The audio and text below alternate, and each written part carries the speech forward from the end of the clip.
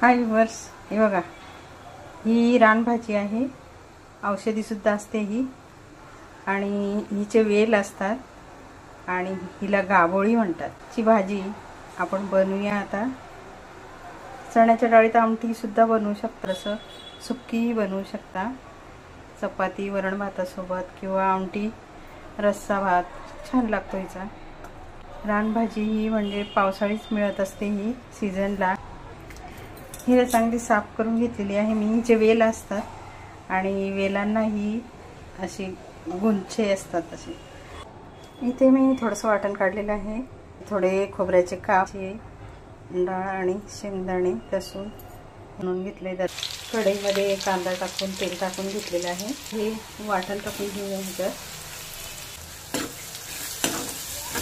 Tomato टाकून घेऊया. चवीपुरतं मीठ घालून घेऊ. हळद, मसाला, थोडं तिखट, भाजी टाकून घेऊया.